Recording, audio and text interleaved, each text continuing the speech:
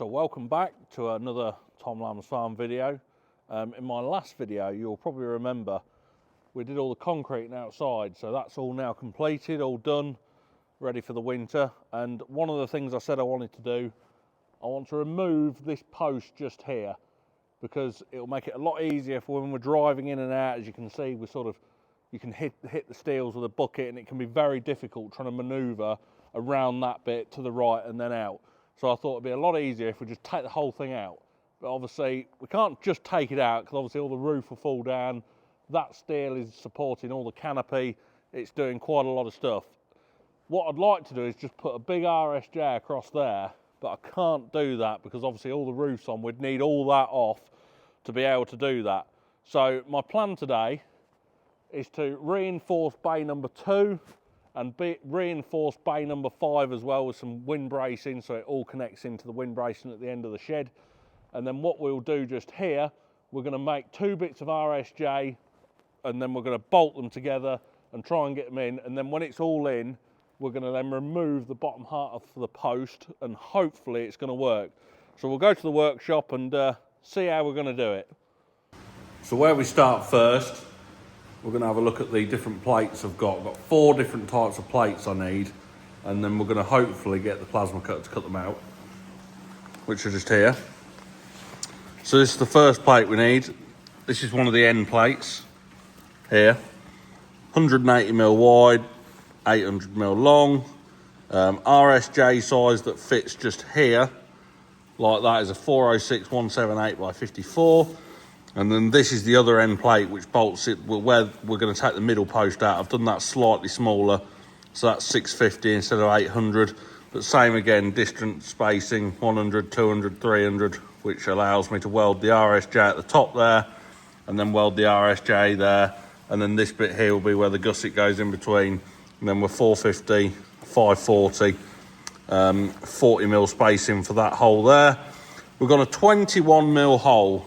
21mm hole, and I've done that for the reason being we're going to use an M20 bolt, but I've allowed 1mm for when we galvanise it. When we galvanise it, last time I did some galvanising, you can never get the bolts in again because it adds like a mil of galvanising plate to it. So instead of actually having to drill them all out and defeating that objective, I've allowed for 1mm. Whether that's the right thing or not, no idea. On the back of the page, we've got the wind bracing. Going to want 4 of these. And then 8 of these. So this is all for the wind bracing, but we'll get it all cut out and then I can explain it a bit better. Whilst we're in the middle of letting all that do that, this is going to be the hand gate I've got to build as well. Just cut some hinges out a minute ago. Just there, look. So a lot thicker hinges, because these ones here aren't really strong enough.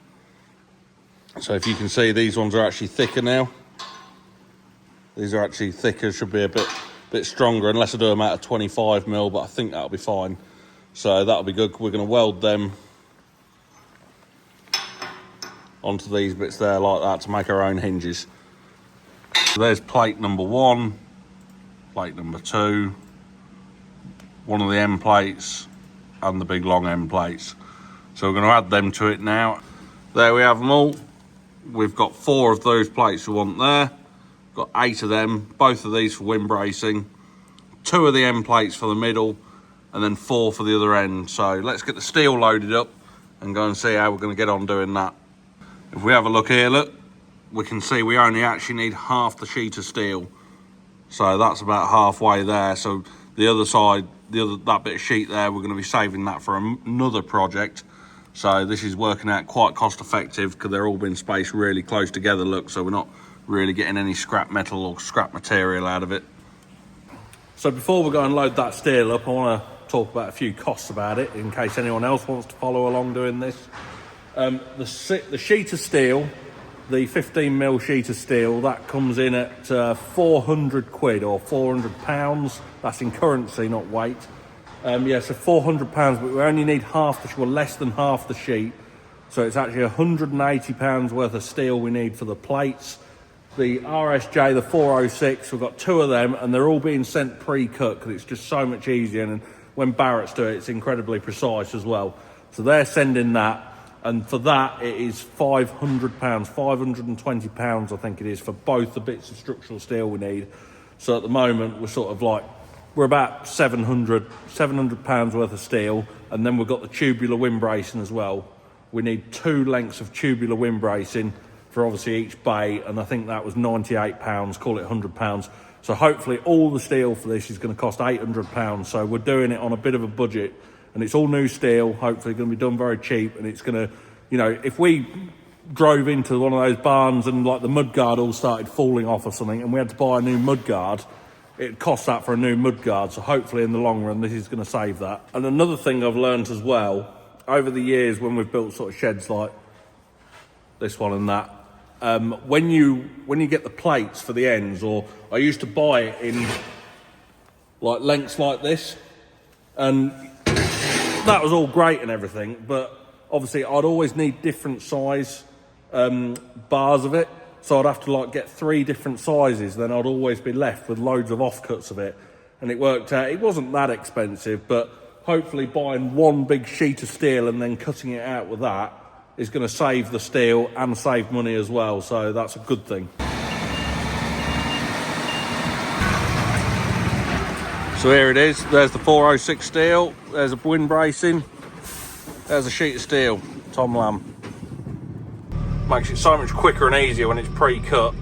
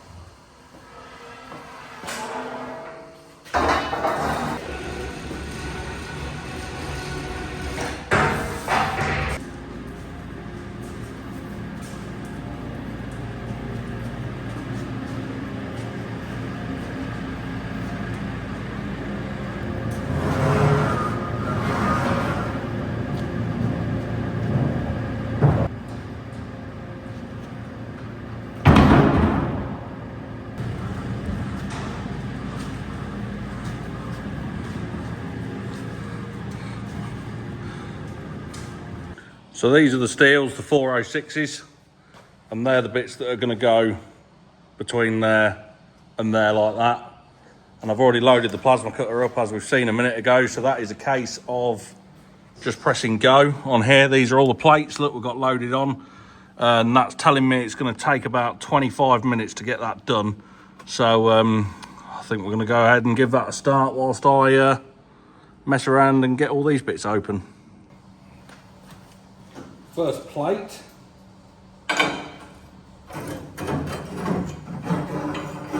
So before I carry on, I'm just going to continue that, make sure it's all right.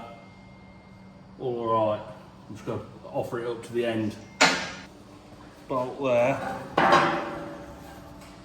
like that, and the gusset goes in here. That's pretty much bang on. So whilst we just clean that up, we'll continue the plasma cutting and leave it to do its thing. One thing I've realised I have done wrong though, I don't know how I typed it in different, but these are actually M8 or M19 holes, not 21 like I said, but it doesn't matter, we can just use an M18 one instead, like that, and it still does fit. You know, the only problem with plasma is, you know, the holes are never quite, you know, unless the holes are really, really big, then it's really good. But when you do small little holes through thick steel like this, you can sometimes get a little taper like that bit there. The rule of thumb usually is, if we've got a big bit of steel, you don't want to do a hole that's smaller than the size of that steel. So if we've got like a 25mm bit of steel, you would usually just dot punch it and mag drill it. But this will be fine for what we want anyway.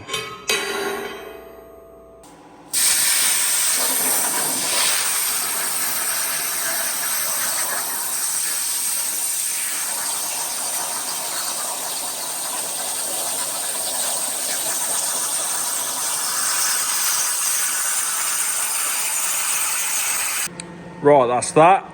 I've also cut it down there as well, so we can just lift this bit of sheet up. That. Just like that, look. And there all our parts are now. Everything we need. So I need to work out the triangles, which we're cutting out just now.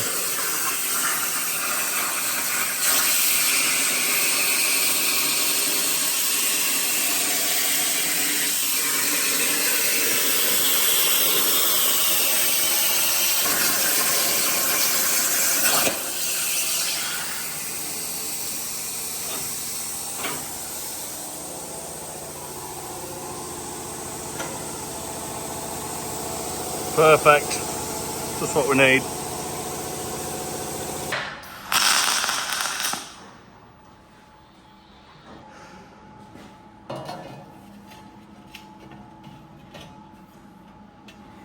That looks pretty good. To be fair, we can weld this end up.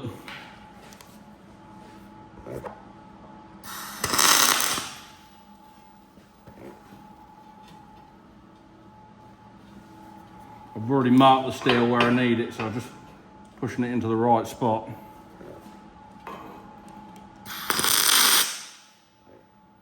I've just got this bit of offcut here. But I wanted it slightly narrower, just so I've got a bit more room when it's in the web to manoeuvre it around a little bit. But get it welded up.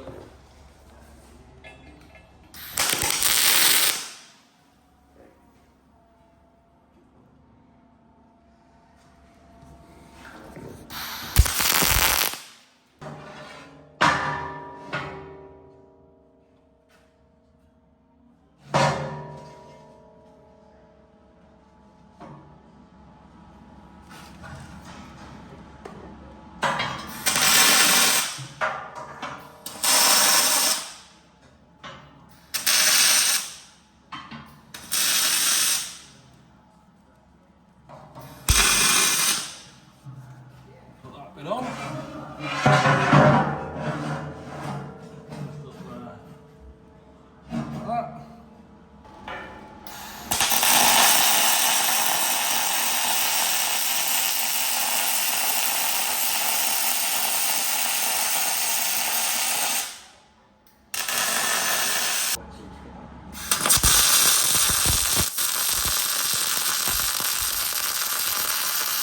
So I've welded these two ends up completely, but this end over here, we've only just tacked it on because we're going to go and try it because I'm not 100% sure if it's the right length. I'm pretty sure it is, but if it's not, we can easily take it off because once it's been galvanised, we won't be able to cut it and do it again because it'll make a right mess.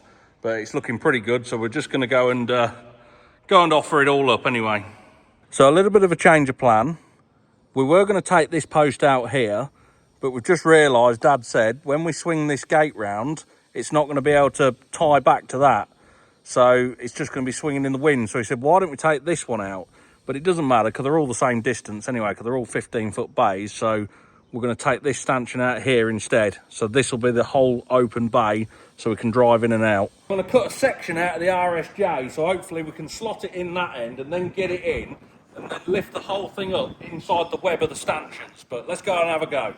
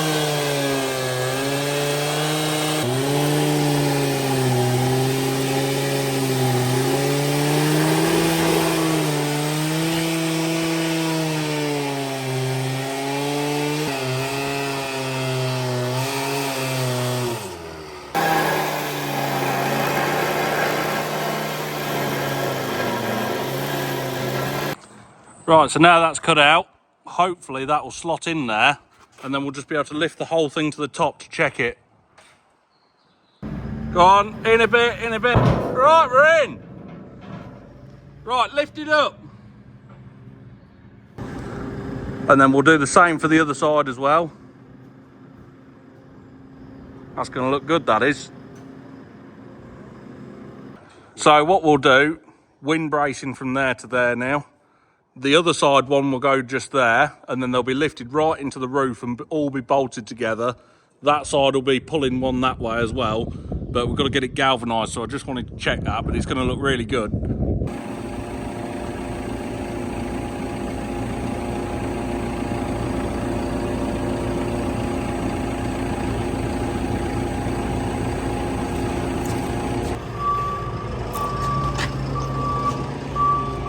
I just want to show you how the measuring's gone. I'm very, very pleased. So you can see that is tight up against there. And then if we go to this end, it is literally millimetre perfect. And look, that end there, there is no gap. I'm really pleased with that. Right, back to the workshop.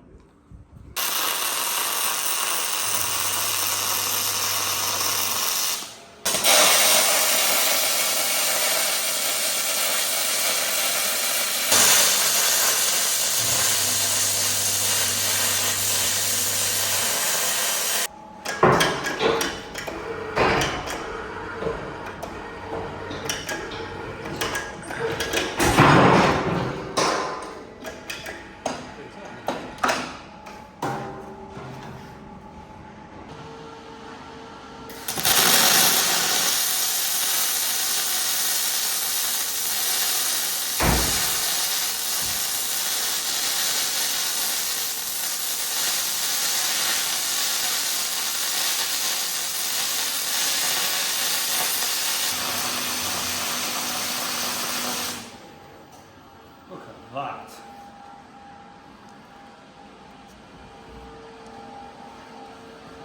Right, so you can see what I've been doing now and see what we're trying to achieve. If you've got any comments, put them in the comments, more than happy to ask. Next week's video is going to be doing all the wind bracing and everything like that, getting all the little brackets done that I've got down there. They shouldn't take too much doing. Then we're going to go to the galvanising plant and get it all galvanised. So I hope you're enjoying it. It's taken about 4.5 hours to get to this point. So since that steel turned up about 11 o'clock, it's now, yeah, about 4 o'clock now. So yeah, about 4.5 hours I've been working on this, and we're nearly there. We've just got the 2 pieces of wind bracing to do. But I'll see you all soon. Bye-bye.